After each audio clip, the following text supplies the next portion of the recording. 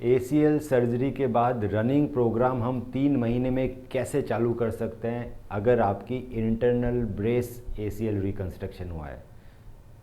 आज हम इसी पे बात करेंगे दोस्तों। मेरा नाम डॉक्टर मनु वोरा, मैं एक ऑर्थोपेडिक सर्जन और आर्थ्रोस्कोपिक एक्सपर्ट हूँ nexus day surgery centre Mumbai. पहले समझते हैं कि आखिर एसीएल रिकंस्ट्रक्शन में रिहेबिलिटेशन के अंदर और रनिंग प्रोग्राम इनिशिएट करने में इतना टाइम क्यों लगता है। बहुत जानने की ज़रूरत है कि आखिर कन्वेंशनल स्क्रू सर्जरी और इंटरनल ब्रेस सर्जरी में क्या डिफरेंस है कि जिसके अंदर रनिंग प्रोग्राम अलग अलग टाइम ड्यूरेशन पे इनिशिएट किया जाता है। जैसा कि आप स्क्रीन में देख पा रहे हैं दोस्तों, हमारा नी इस तरह का रहता है। ये फीमर हुई, ये टिबिया और ये पटेला, 3 बोन्स रहती है। तीनों बोन्स के ऊपर दोस्तों हमारे कार्टिलेज की कवरिंग रहती है जो इसको स्मूथ बनाती है। तीनों बोन के ऊपर हमारे कार्टिलेज की कवरिंग है जो इसको स्मूथ बनाती है। ये आपके रबर के टायर की तरह होती है जो आपको पेन फ्री रखती है। जब हम एसीएल रिकंस्ट्रक्शन करते हैं तो वो आपके हैमस्ट्रिंग टेंडन से एसीएल रिकंस्ट्रक्शन होता है। कन्वेंशनल सर्जरी में एसीएल रिकंस्ट्रक्शन में हम आपके 2 हैमस्ट्रिंग टेंडन को यूज़ करते हैं और टनल बना के इस तरह से एसीएल का रिकंस्ट्रक्शन किया जाता है। अब ये जो हैमस्ट्रिंग टेंडन है दोस्तों, इसको हमें बोन में जोड़ना है, तो अलग अलग डिवाइसेस आते हैं जोड़ने के लिए। कन्वेंशनल स्क्रू सर्जरी में हम लोग इसको ऊपर फाइबर के लूप से जोड़ते हैं जिसके अंदर टाइटेनियम या स्टील का बटन रहता है और फाइबर का लूप रहता है, और नीचे हम लोग इसमें स्क्रूज़ के यूज़ कर सकते हैं जिसमें bio screw, peak screw, titanium screw, अलग अलग तरह के स्क्रूज लगते हैं। अब इस सर्जरी में दोस्तों ये जो नया आपका जो एसीएल है, आपका जो नया जो एसीएल हमने बनाया है वो अभी बोन से चिपका नहीं है। अभी सिर्फ हमने स्क्रू और एक बटन के थ्रू उसको अटका के रखा है। सर्जरी के बाद अगर आप इस पर डायरेक्टली प्रेशर देंगे, वेट डालेंगे, तो ये ढीले होने के चांसेस है। तो जो चीज़ कच्ची रहती है उसको बचा के रखना पड़ता है। 6 मंथ्स लगते हैं दोस्तों आपके टेंडन को लिगामेंट में कन्वर्ट होने में, जिसको बोलते हैं लिगामेंटाइजेशन। मतलब 6 महीने बाद ये चीज़ मजबूत होती है।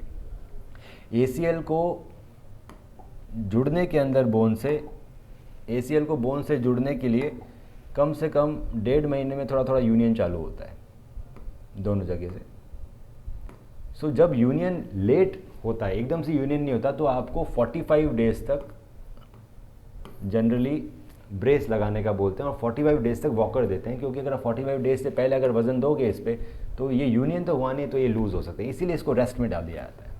दूसरा, इसको बचाने के लिए एक्सटर्नल ब्रेस दिया जाता है। एक्सटर्नल ब्रेस और नॉन वेट बेरिंग वॉकिंग इस सर्जरी के बाद दी जाती है। क्यों? क्योंकि ये कच्चा है, इस पर वजन नहीं दे सकते, पैर ज़्यादा नहीं बैंड कर सकते। सर्जरी के बाद धीरे धीरे बैंडिंग आती है। अगर आप ज़्यादा पैर बैंड करेंगे या फिर वजन देंगे तो लिगामेंट ढीले हो सकते हैं क्योंकि वो चिपके नहीं है। 3 महीने में इसके अंदर दोस्तों ब्लड वेसल्स ग्रो करती है। ब्लड वेसल्स ग्रो करने के लिए 3 महीने लगता है। 3 मंथ्स में इसमें ब्लड वेसल्स ग्रो करती है, उसके बाद ये स्ट्रॉन्ग होने लगता है। तो 6 महीने के अंदर आपका एसीएल स्ट्रॉन्ग होता है, 6 मंथ्स।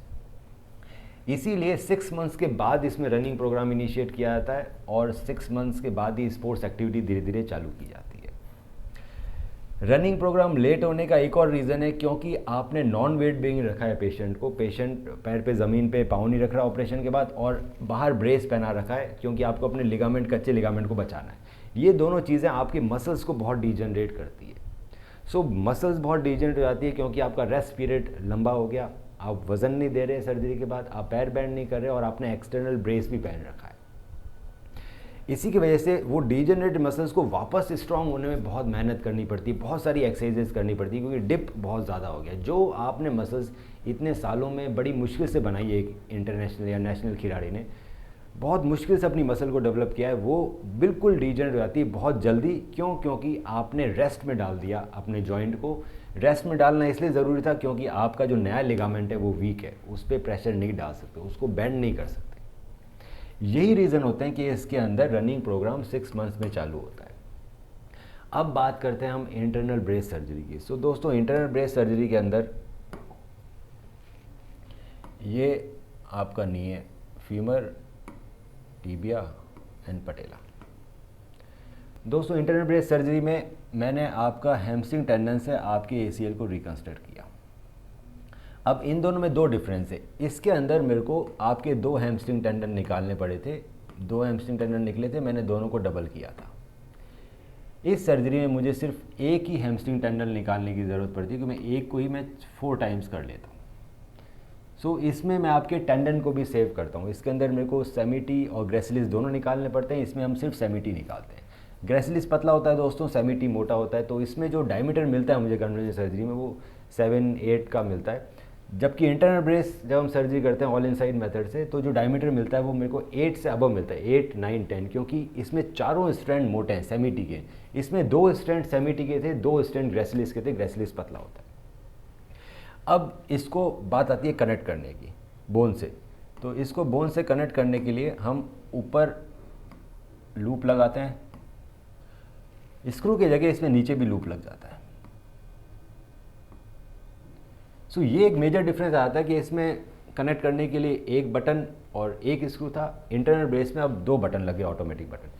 अभी बटन और ग्राफ्ट के बीच में ये जो लूप है ये ऑटोमेटिक लूप रहता है दोस्तों। आजकल टाइट रोप 2 जनरेशन 2 के लूप्स आ गए हैं जिसके अंदर टेप होती है। सो टेप नॉन ट्रॉमेटिक होती है, आपके ग्राफ्ट को काटती भी नहीं है, लूजनिंग के चांसेस कम होते हैं, इसमें 5 पॉइंट फिक्सेशन होता है। सो टेप ज़्यादा मजबूत होती है, नॉन ट्रॉमेटिक होती है और ग्राफ्ट को काटती नहीं है और लूजनिंग के चांसेस भी कम होते हैं। सो दोनों जगह टाइट रोप 2 जनरेशन 2 के इम्प्लांट आ चुके हैं, वो यूज़ करते हैं हम लोग, हम वायर यूज़ नहीं करते। पर ये करने के बाद भी इसको बोलते हैं ऑल इनसाइड ACL रिकंस्ट्रक्शन। इसका बेनिफिट ये रहता है कि स्क्रू के लिए आपको बोन में ज़्यादा छेद करना पड़ता है, स्क्रू बड़ा होता है, इसके लिए छेद छोटा होता है क्योंकि हम फ्लिप कटर यूज़ करते हैं। तो पोस्ट ऑपरेटिव पेन, मतलब ऑपरेशन के बाद पेन सिग्निफिकेंटली कम होता है ऑल इनसाइड सर्जरी में, क्योंकि इसमें बोन कम कर रही है। पर इसके अंदर भी वही सब ड्रॉबैक्स थे जो इसके अंदर थे, क्योंकि आपका जो नया टेंडन से जो हमने ACL बनाया है उसको हीलिंग में टाइम लगेगा। इट विल टेक 6 मंथ्स लिगामेंटाइजेशन के अंदर। तो चिपकने में टाइम लगेगा, मजबूत होने में टाइम लगेगा, प्रेशर इस पर नहीं दे सकते हैं। तो इसके अंदर भी ब्रेस बाहर से लगता था, इसके अंदर भी बेंडिंग स्लो कराई जाती थी और रनिंग प्रोग्राम 6 मंथ्स में इनिशिएट किया जाता था। पर अब इंटरनल ब्रेस हम कर सकते हैं। इंटरनल ब्रेस में दोस्तों एक फाइबर टेप, हम बटन से बटन तक फाइबर टेप जाती है, ये हुआ इंटरनल ब्रेस। अब ये इंटरनल ब्रेस हम स्क्रू में नहीं कर पा रहे थे क्योंकि स्क्रू में कोई फिक्स, स्क्रू में से फाइबर टेप निकल नहीं सकती। Internal brace surgery all inside method के साथ ही की जाती है, जिसमें फाइबर टेप आपके ऊपर वाले बटन से नीचे वाले बटन में आती है। और जो नीचे वाले बटन में 4 खड्डे रहते हैं, 2 छेद लूप के लिए रहते हैं, 2 छेद फाइबर टेप के लिए रहते हैं।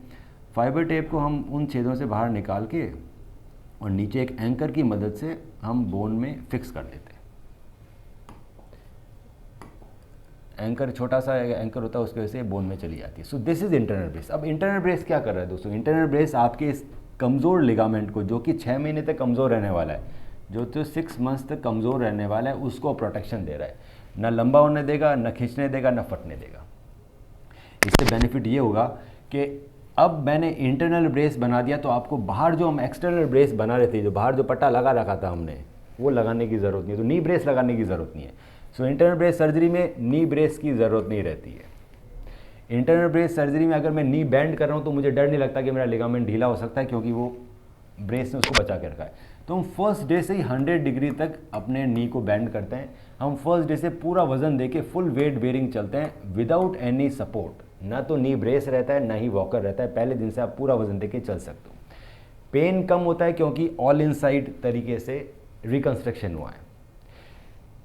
इसके बेनिफिट ऐसे आते हैं दोस्तों कि आपकी मसल्स डीजनरेट नहीं होने देते हम। अगर आपके सर्जरी के बाद आपकी मसल्स को रेस्ट मिल जाए, वो बेंडिंग ना होने की या वजन नहीं रहे, तो मसल डीजनरेट होती है।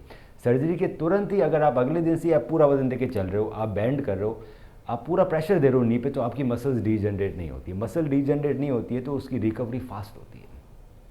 इसी के कारण एक्सरसाइजेज जल्दी चालू होती है। आप अपने काम पे जल्दी जा सकते हैं। आप वर्क पे, कॉलेज में, स्कूल में, ऑफिस में आप जल्दी जा सकते हो। आपको पेन कम होता है। आपको बहुत ज़्यादा मॉनिटरिंग की ज़रूरत नहीं है एक्सरसाइज के अंदर। तो टारगेट रहता है कि 1 महीने में हम कंप्लीट नी बेंडिंग कराते हैं, 1 महीने में हम जॉगिंग प्रोग्राम इनिशिएट करते हैं। जॉगिंग प्रोग्राम इनिशिएट करने के साथ साथ बाकी भी आपकी स्ट्रेंथनिंग एक्सरसाइजेज चलती रहती है। तो इसमें मसल डेवलपमेंट ज़्यादा अच्छा होता है क्योंकि मसल वीक नहीं पड़ी और आपको रेस्ट नहीं मिला। इसीलिए 3 मंथ्स में हम इसमें रनिंग प्रोग्राम इनिशिएट करा सकते हैं, पर हर कोई पेशेंट रनिंग प्रोग्राम नहीं इनिशिएट करा सकता। दोस्तों, रनिंग प्रोग्राम रनिंग प्रोग्रेशन होता है, वो हर कोई नहीं कर सकता, उसके लिए बहुत मेहनत की ज़रूरत होती है। सो लेवल 1 से लेके लेवल 8 तक हम इसमें धीरे धीरे प्रोग्रेशन कराते हैं और 3 मंथ्स में हम लेवल 8 अचीव करने की कोशिश करते हैं। सो लेवल 1 में जैसा कि आप देख पा रहे हैं स्क्रीन पे कि 0.2 किलोमीटर वॉक और 0.2 किलोमीटर जॉगिंग चालू होती है, कुल मिलाकर 4 किलोमीटर्स तक, और धीरे धीरे लेवल बढ़ते रहते हैं। जब वो लेवल 8 पे पहुंचते हो आप, तो आप ऑल्टरनेट रनिंग और जॉगिंग करते हो एवरी आधा किलोमीटर, 0.5 किलोमीटर 6 बार। वही पेशेंट रनिंग प्रोग्राम कंप्लीट कर सकते हैं दोस्तों जो बहुत ही एक्टिवली एक्सरसाइज करते हैं पूरे रिहेबिलिटेशन फेज़ में, क्योंकि इसमें रेस्ट नहीं मिला आपकी मसल्स को, आपकी मसल रीजनरेट नहीं हुई, आप पहले दिन से एक्सरसाइज कर रहे हो। इसीलिए मेरे बहुत सारे पेशेंट 3 महीने के एंड तक रनिंग प्रोग्राम कंप्लीट कर लेते हैं और रनिंग इनिशिएट करी जा सकती है 3 मंथ्स के अंदर। बैक टू गेम जाने का क्राइटेरिया काफ़ी डिफरेंट है, हम अलग वीडियो में कभी बात करेंगे बैक टू गेम जाने के क्राइटेरिया में कि बैक टू गेम कब जा सकते हो। पर बैक टू गेम जाने के लिए बहुत अच्छी मसल चाहिए होती है जिसमें 5 से 6 महीने कई बार लग जाते हैं। पर यस, रनिंग प्रोग्राम हम 3 मंथ्स में इनिशिएट कर सकते हैं, क्योंकि हमारे कमज़ोर लिगामेंट को अब ये प्रोटेक्शन मिला हुआ है जो उसको फटने से बचाता है। दूसरा, हमारी मसल्स उतनी डिजनरेट नहीं हुई है जितनी डिजनरेट अगर हम रेस्ट दे दें तो हो जाती है। एक और बेनिफिट मिलता है दोस्तों इंटरनल ब्रेस सर्जरी से कि 6 महीने के दौरान अगर आप फिसल गए, आपके घर के आगे पानी पड़ा है, आपके पीछे कुछ जानवर पड़ गया, आपको एकदम से भागने की ज़रूरत पड़ गई, तो इसके डैमेज होने के चांसेस होते हैं क्योंकि कच्चा है 6 महीने तक। वहीं एक कार के सीट बेल्ट की तरह ये इंटरनल ब्रेस आपको बचाता है अगर आप 6 महीने के दौरान भी गिर जाते हो। सो 6 मंथ्स के अंदर जो फेलियर रेट हो जाते हैं कई बार पेशेंट के, वापस गिर गया, झटका लग गया, फिसल गया, छोटे से इंजरी में वापस ACL टूट गया, वो इस सर्जरी में नहीं होता है। सो सिग्निफिकेंटली आपको पेन कम मिलेगा इस सर्जरी के अंदर, आपकी रिकवरी फास्ट आएगी, बेटर आएगी, आप जल्दी काम पे जा सकते हैं, आपका वर्क लॉस नहीं होगा, आप 3 मंथ्स में रनिंग इनिशिएट कर सकते हैं, आप बैक टू गेम भी जल्दी जा सकते हैं। सो लगभग 50% रिडक्शन हम आपको फिजियोथेरेपी में के टाइम में मिलता है। मतलब जो चीज़ आपको 3 महीने में अचीव करनी होती है वो आप यहाँ 1.5 महीने में अचीव कर लेते हैं। जो चीज़ हम 6 महीने में अचीव करते हैं कन्वेंशनल में, वहाँ पर 3 महीने में अचीव करते हैं। सो 50% रिडक्शन ऑफ टाइम मिलता है, ज़्यादा बेटर और अच्छा सिक्योर फिक्सेशन रहता है इंटरनल ब्रेस का। अगर आपको इसके बारे में और कोई भी और जानकारी चाहिए, कोई भी डिटेल, माइन्यूट डिटेल चाहिए, तो आप हमें व्हाट्सएप कर सकते हैं अपनी हमारी, और उसका डिटेल में स्टडी करके मैं बताऊंगा सबसे बेस्ट इलाज क्या रहेगा आपके लिए।